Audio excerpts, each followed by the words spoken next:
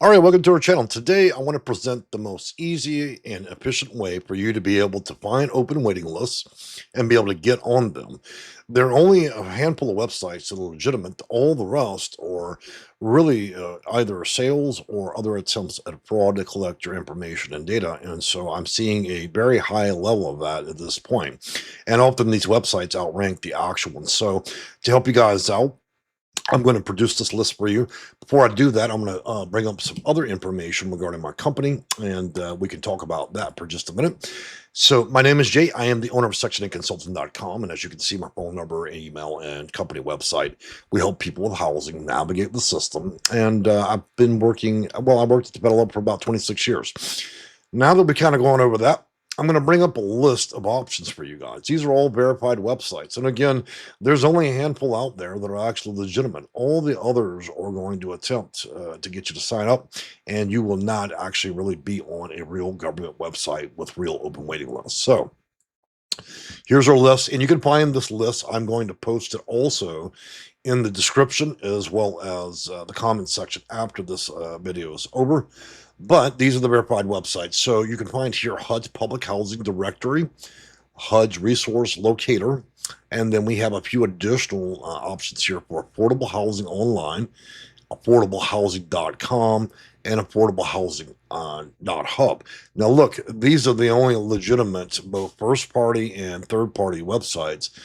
If you land on any other website than these, and I can assure you, as the day is long, uh, you're probably going to get caught up in something you're not going to like, which will include a bunch of text and other things to sell you information and possible a high level of fraud. Okay.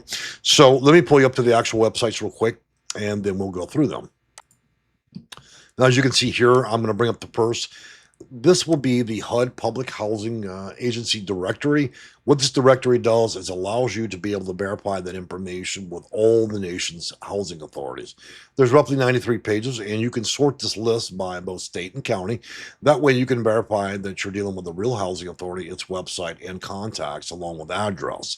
Um, Also, you can copy the information back into Google, and you should be able to at least pull up the actual housing authority. Now, the resource locators here, that's going to be from HUD.gov. It'll help you find local housing and a lot of different information and resources there that are included. Once you get into this, you can do this. I find this tool is most useful for people that are looking for low income properties and tax credit properties, better known as affordable housing, okay, rather than a voucher. And so you can see, even in my hometown, they put metrics and dots for all the different properties that are verified. So these are not waiting lists. So let's get to the actual waiting list. So we get over here, we close up the ads. And one thing I want to make very clear, guys, just because you're on verified websites like affordablehousing.online.com, do not click on the ads. Okay, these websites allow ads on there for them to make money. You click on one of these things that are an ad, you may end up on a website that may be malicious. Okay, so be very careful. A lot of fraud going on with that. So in the actual website, you can actually look at all the open waiting lists. Now, another runner-up for this, which was a late arrival last couple of years, is going to be affordablehousing.com. Make sure you're at .com, not .net, and all the rest. There is a lot of implicated fraud right now with this stuff. So you put in your zip code and so on, and it'll be able to generate the most current waiting list and give you some direction as to how to apply. Now, third to that, and you'll notice the names are very close together. So we're the first one. You have Affordable Housing Online, then you have affordablehousing.com, and then the third being Affordable Housing Hub. These are the only three that I have been able to verify as being actually real.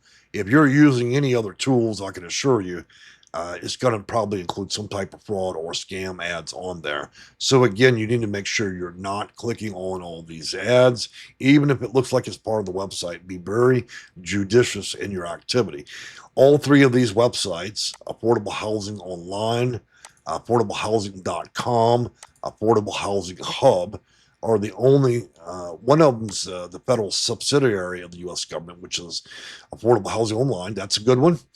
And then these last two here are third party, but they're also very good. I actually commend their efforts to do so. And so you may be able to find your open waiting list there. Now, as I mentioned before, I'm going to put the linkage in the description and up top. And of course, for those of you that are not looking for an open Section 8 waiting list, but you're looking for an open waiting list for just flat out low income housing, you can go to the HUD resource locator, which identifies the actual properties. Keep in mind, the federal government, despite its great budget, doesn't always keep track. You still need to verify the properties are still under ownership in an agreement with HUD to be low income, okay? That it's not under new ownership and thus no longer actually real low income. And again, this list here, it is dated. You need to verify the information to make sure everything's correct. You'll notice they don't include websites on there, so you always need to verify. Best way to do that is to do searches based on phone numbers, often emails, rather than the actual housing authority name, because people that run scam websites that clone other housing authorities to get your private information, they often outrank the real addresses because scammers tend to have better tools and better websites. So just be careful of that, guys. So again, affordable housing online. And of the three, this one's actually not that great in my opinion. It's got too much going on in the website, but if you have patience, it can work out pretty well for affordable housing online. And this used to be the former Go Section 8. Now, in my opinion, affordablehousing.com actually is a really good tool and the hub. And I'm not convinced that actually both these websites aren't owned by the same company. To be frank with you, the parallels are so close that I feel that there's a high potential that the same people own both websites. Either way, they're great websites. It's a lot easier to navigate theirs compared to the government's, and they have more people authoring articles and different things in there to help you with more current listings than affordable housing online, which is again a subsidiary of the U.S. government, and it's not managed that well, in my opinion. Too convoluted, too many links. You'll see that as you deal with the original website here. So I'm gonna check our time, make sure we're okay, and let me go ahead and pull up our company information again. So one thing I'm going to mention is, guys, getting on waiting lists is just part of the project here. A lot of what you need to consider is whether or not you're able to navigate and get housing quickly. Our office can typically help with that, though the government does not permit my office to directly apply for you. We're able to work with you across multiple waiting lists in multiple states to be able to find housing. These processes can average anywhere from 4 months to a year, but it's a lot better than languishing for 15 years. So you may want to consider, at a minimum, a short consult with my office to see what your options are. And typically, in the open market, there are really three types of housing solutions available to you. There's continuum of care for those that are homeless or imminently homeless or dealing with domestic violence and other issues. That type of housing can usually yield with around 90 days, sometimes a little longer.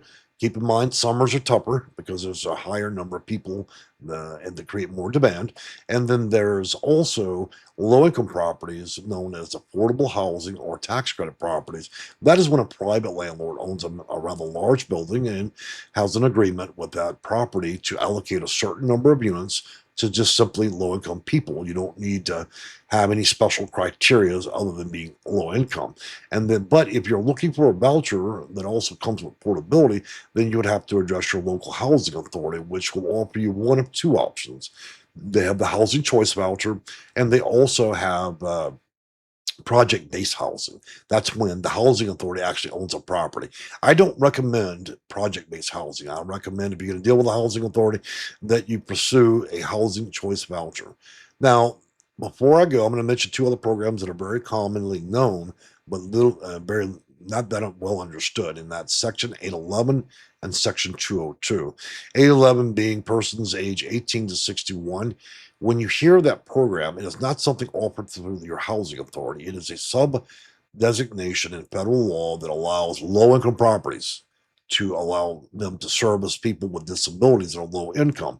So a Section 811 designated property is not about a voucher. It is actually low income and affordable housing.